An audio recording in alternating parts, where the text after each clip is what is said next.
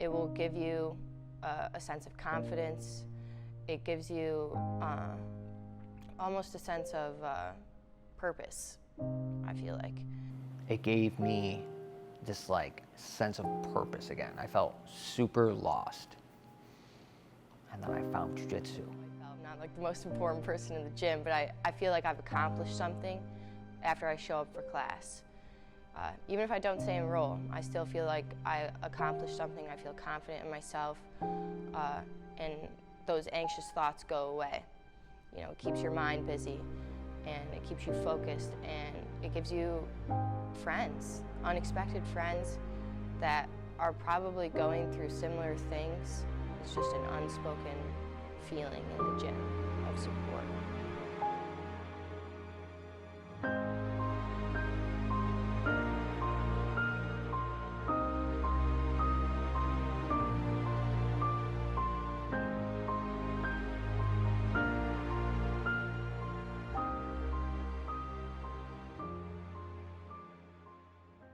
Why did you choose to start training jiu-jitsu?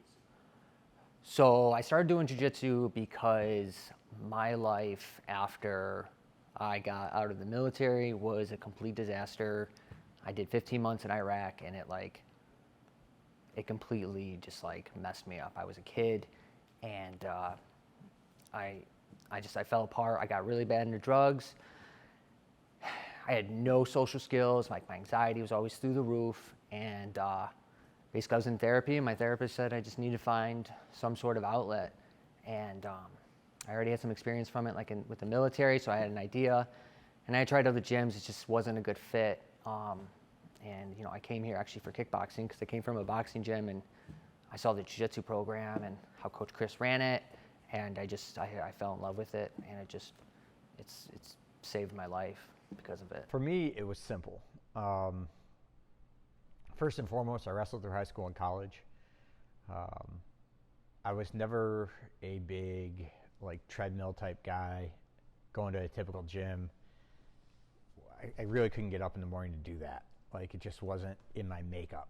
So, you know, it gotten to the point, last time I wrestled or trained for wrestling was 2006. Last time I competed was 2007. So we're going back quite a couple years. And at that time, I had last weighed in at 167 pounds, competing in college at 149. And I had gotten up to about 200 pounds, just about. So sitting there with my doctor, said, okay, I need to do something about this, clearly. Blood pressure was starting to get up, cholesterol was starting to get up. I needed to make some drastic changes in my life if I wanted to have a long, healthy life. And I needed to find something close to that workout that I used to get when I wrestled. So I started searching for MMA gyms, jiu-jitsu, all sorts of different things. And lo and behold, literally in my backyard at the time, I found Empire Academy. I knew well before I even owned a school that martial arts and jiu-jitsu in particular has a profound effect on people who have mental health disorders, social anxieties, and things of that nature. It's the reason, one of the main reasons I started becoming a teacher is that I was bullied horribly when I was younger. I had depression issues and social anxieties myself. And I found it as an avenue that helped me personally.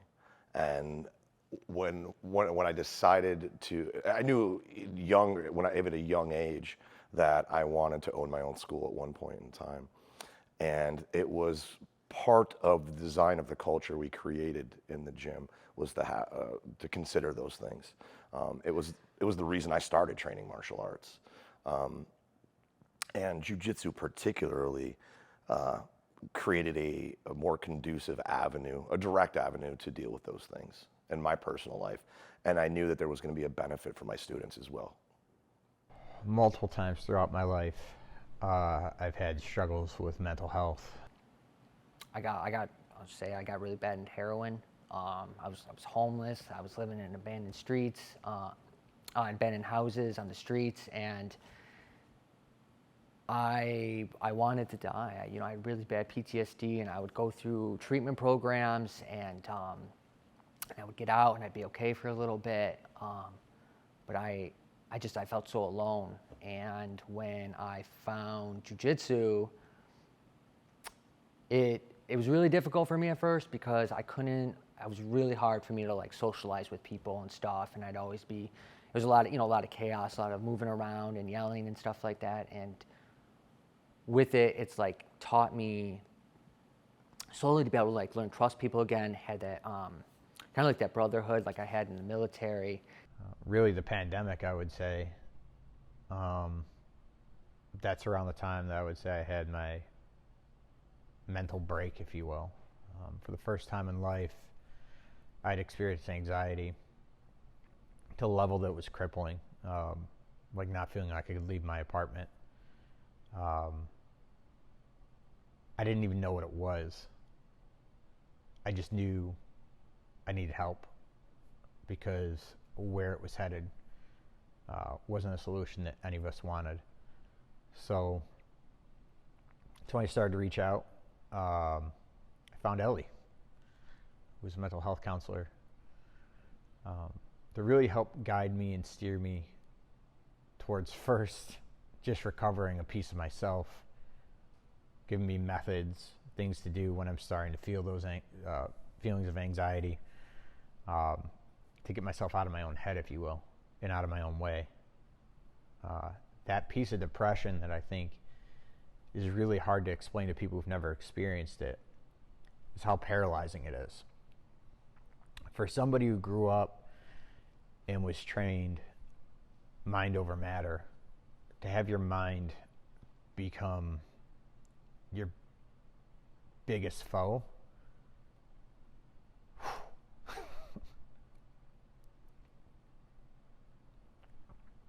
it's really tough to think about that. That's when I started to realize health in general, mental health and physical health are hand in hand for me. As I started to get to that point to where the anxiety was starting to become under control, I knew that I needed to make serious life changes. Serious changes to help aid my physical health, and that was going to help aid my mental health as well. And I said, worst case scenario, it's worth a shot. Then I found 10th Planet Rochester.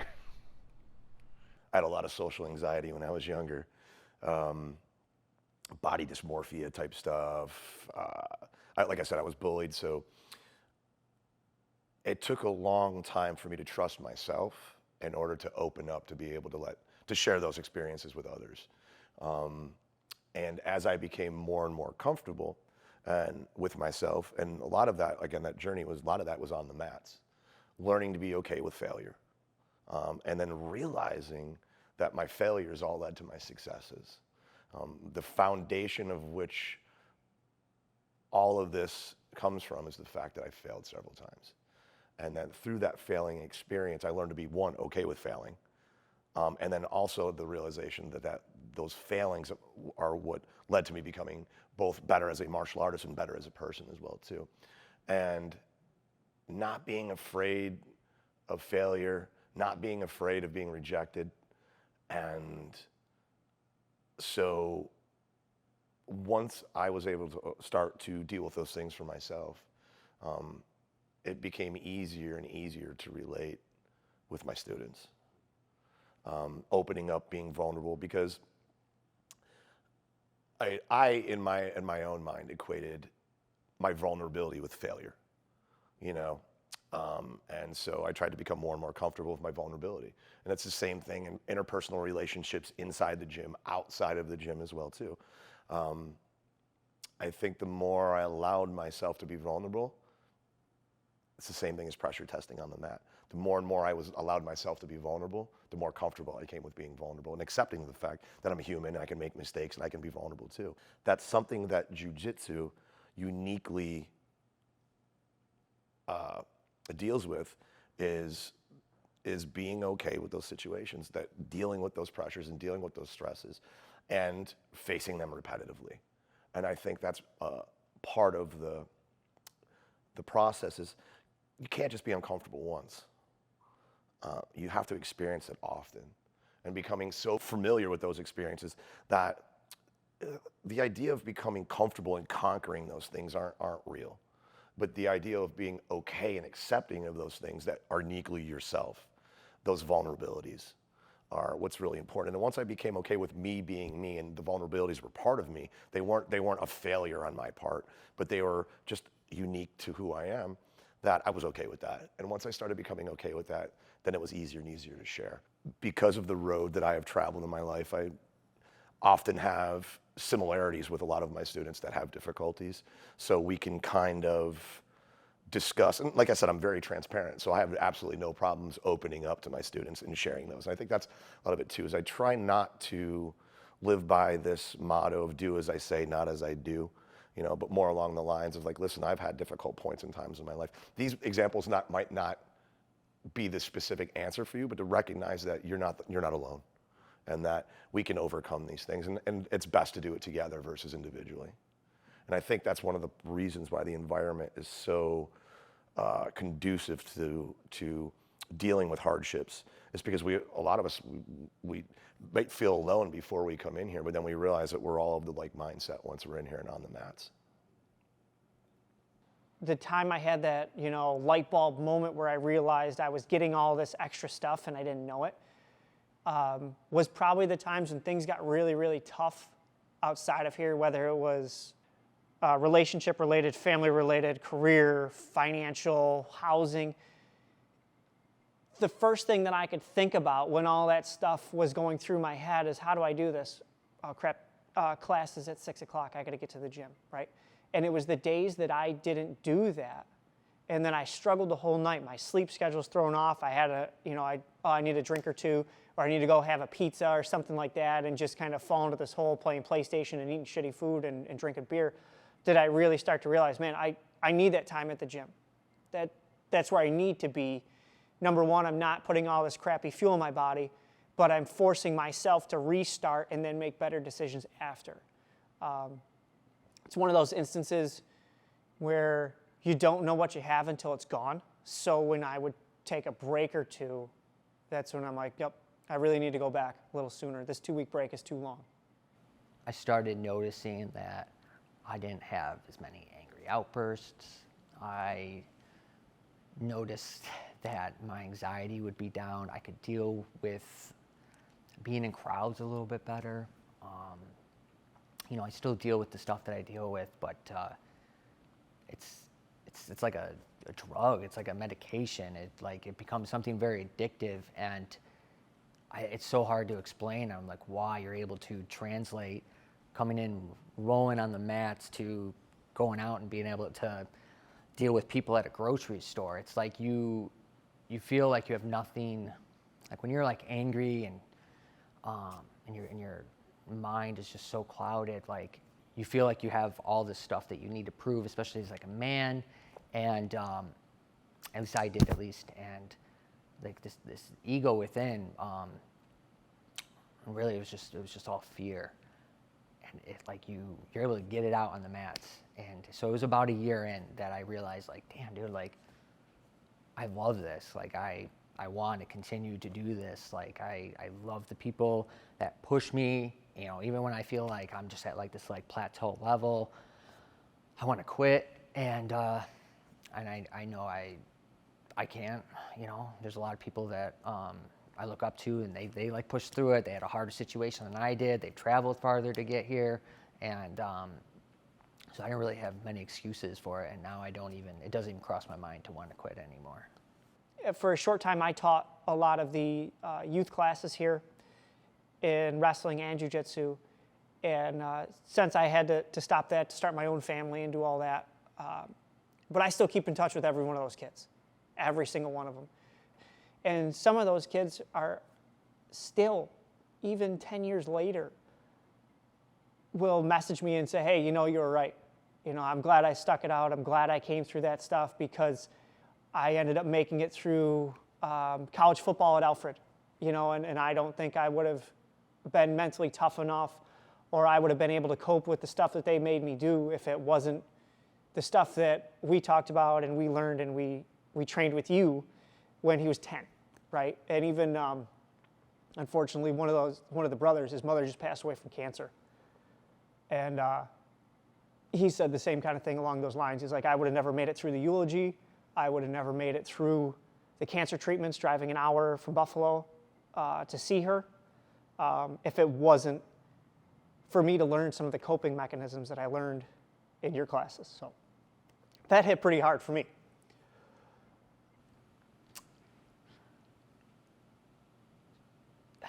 So when I got clean, this is my third time being clean. I have 5 years clean, right? So the first 2 times I didn't have like something to like put that energy that I put into my drug use into anything else. And, you know, I would go to therapy, I would go to meetings, I would talk to people, but I still had this like this hole within me because I filled that hole with drugs. And I needed something to fill that void. And I would try and fill it with either like relationships, exercising, it didn't matter. Anything to take me outside of myself. And then I found jiu-jitsu, and it was a healthy outlet that I was able to fill that hole with and go all out on and be able to come back the next day and do it all over again and over again. And my life wasn't ruined. It became my drug. It became my heroin, straight up. Like, it became my heroin. And I'm able to have a really good life today, you know. I'm able to be a father to my daughter, a son to my mom. You know, I'm able to help coach these kids here. It gives me admirations and goals, like where I want to be in a certain amount of time, or I have something to get ready for. It helps me put that focus, like I said, that I put into drugs, because my day from the moment I opened my eyes to the moment they shut was consumed with, how am I going to get my next fix? What am I going to have to do? You know, and it was exhausting. It was so exhausting, and I was so stuck in that life. And I was already clean when I started doing jiu-jitsu, but jiu-jitsu, amongst the other things that I do to deal with everything, it is probably the main contributing factor on why this is the longest time of sobriety I've had since I started using, like straight up.